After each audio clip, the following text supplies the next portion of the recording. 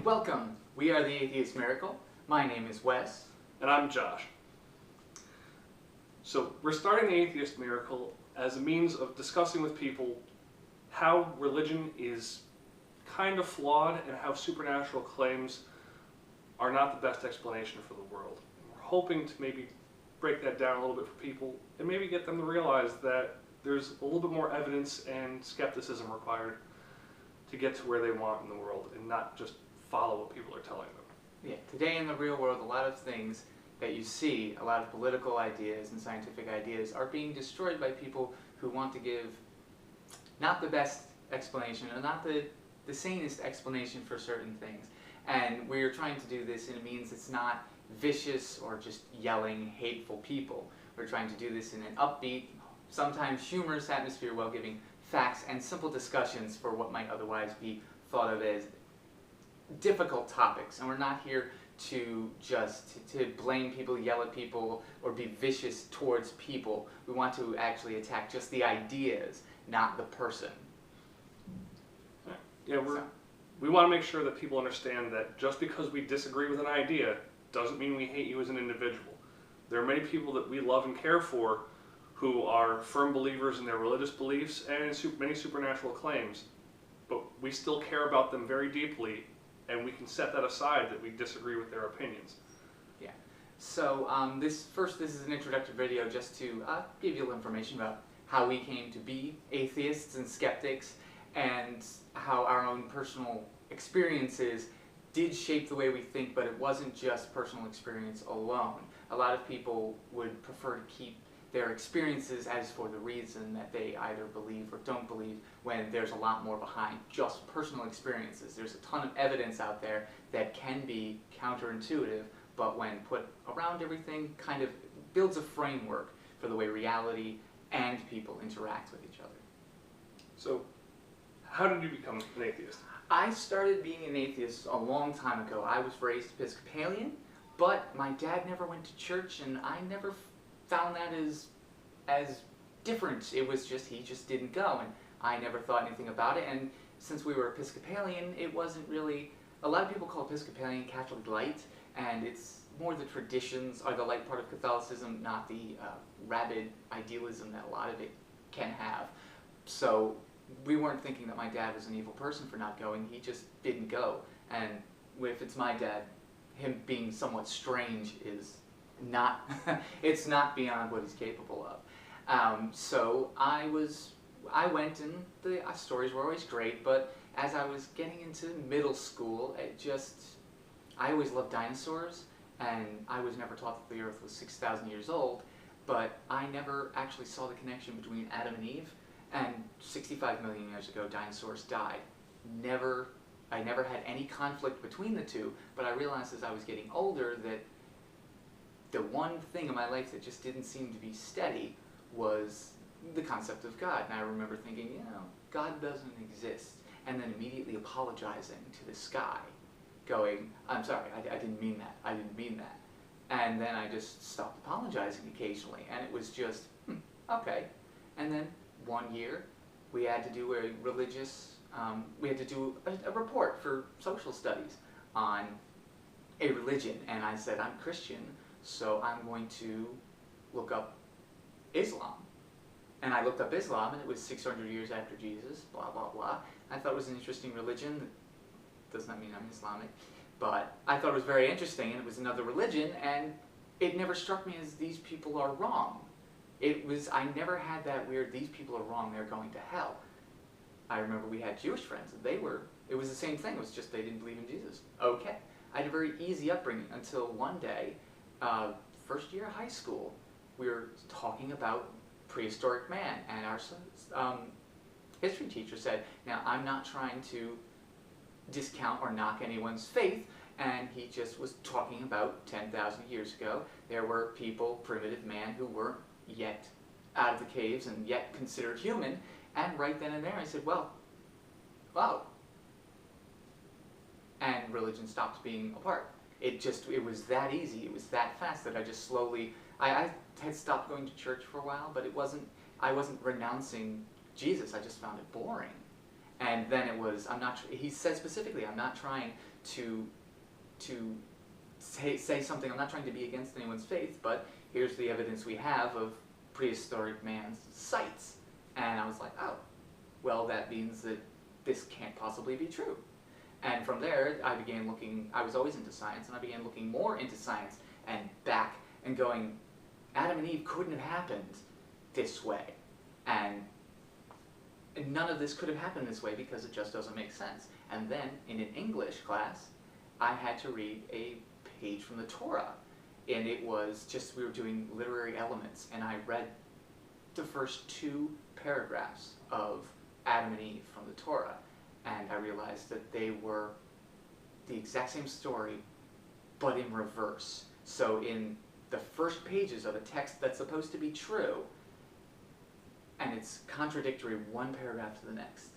And that's why it was just that simple, going, there's a contradiction. This can't be the ultimate truth if you're going to leave that in there so long ago. And it's just occurred from there. One of the best things I had for not believing was actually reading the Bible. As many atheists will actually claim, it's kind of how most of us got there. All right, so how about you? For me, my family was Orthodox Christian. I was raised kind of in the church at an early age. I'd say when I was really little, up until maybe about the age of 4 or 5, we would go to church. At that point, my parents decided church maybe isn't the best place to have a little kid where you're running and trying to play and not paying attention. So they figured they'd nix that for a little while, and then maybe we'd get back into it. 10 years or so passed, and I was about 12 years old when my family found a church that was right down the street from our house. Never really paid attention to it before. Finally decided, hey, why don't we start going here?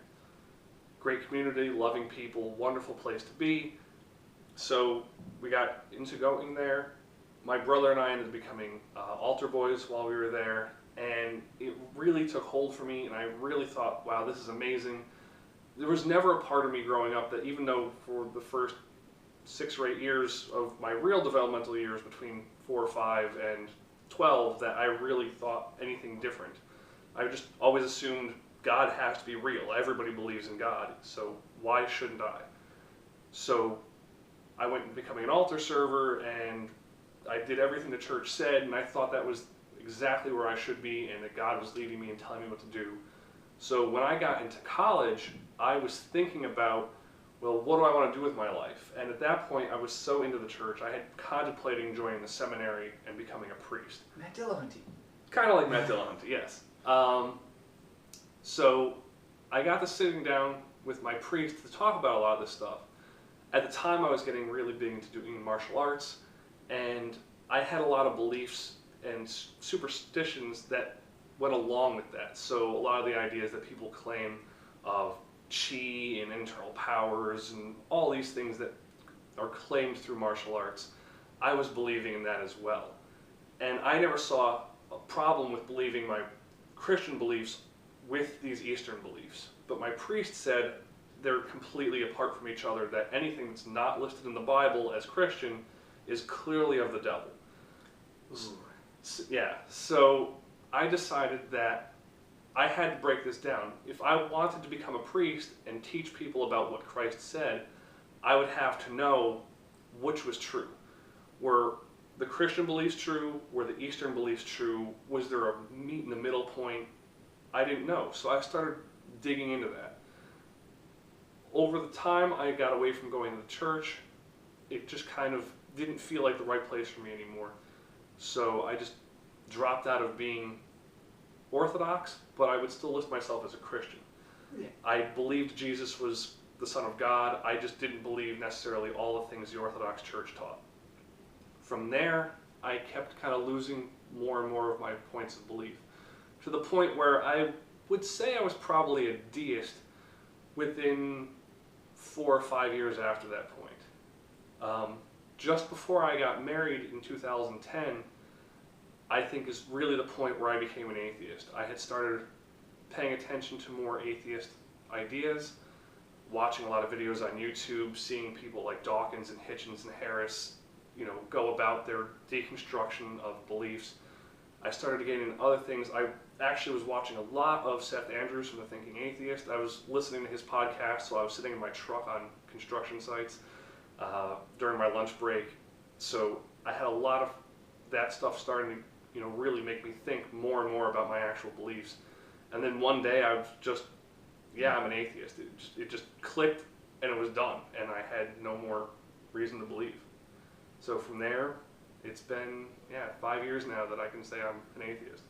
It's been a wild ride. I remember, we were looking back when I was right around high school. We were reading on ancient Greeks, and they started doing deism. And I remember thinking to myself, that sounds more plausible. Deism, if you don't know, is an idea that a god created the world, the universe, and everything, and then checked out at 5 o'clock and hasn't come back yet. It's kind of like if you turn your Sims on and walk and get a cup of coffee. They're going to do their own thing, and you didn't do anything.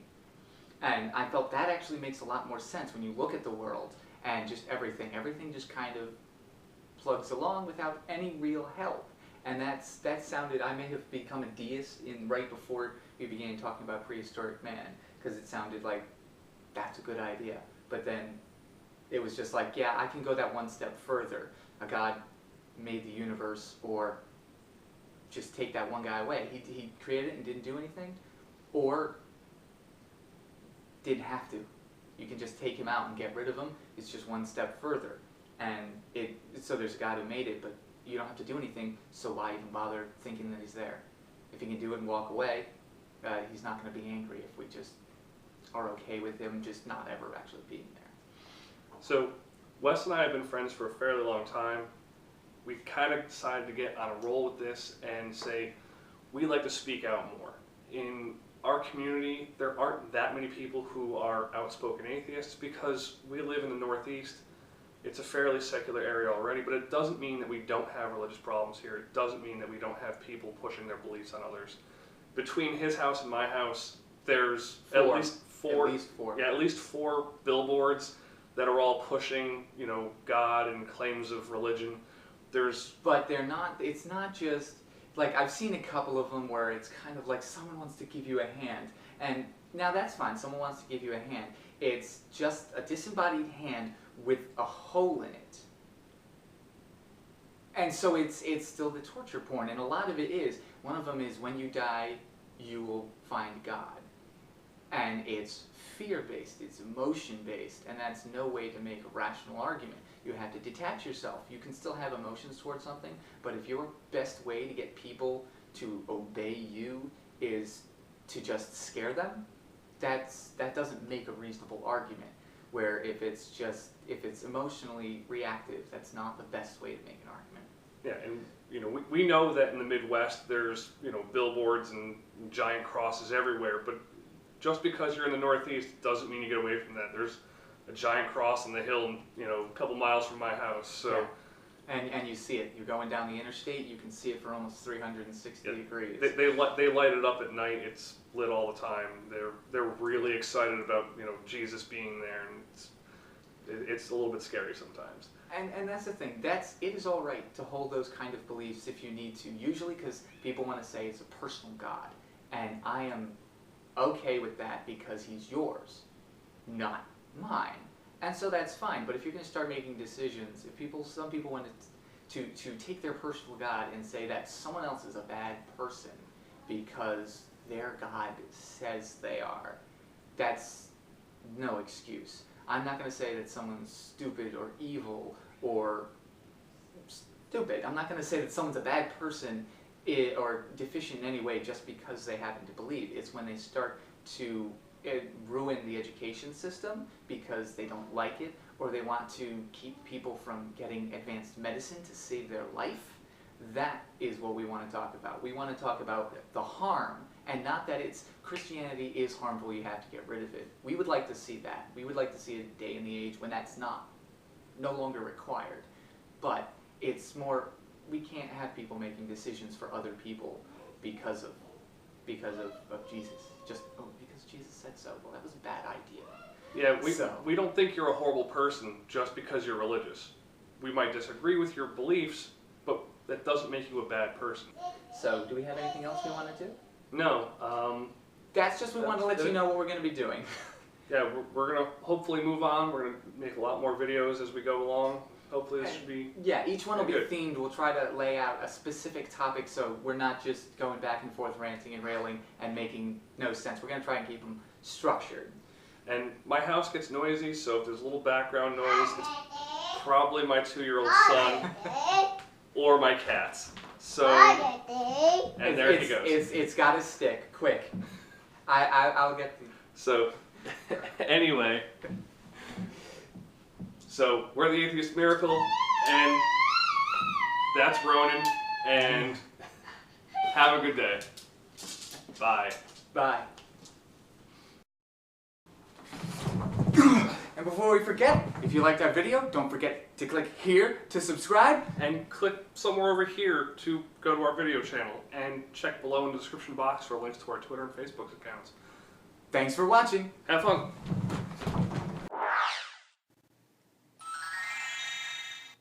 Thank you.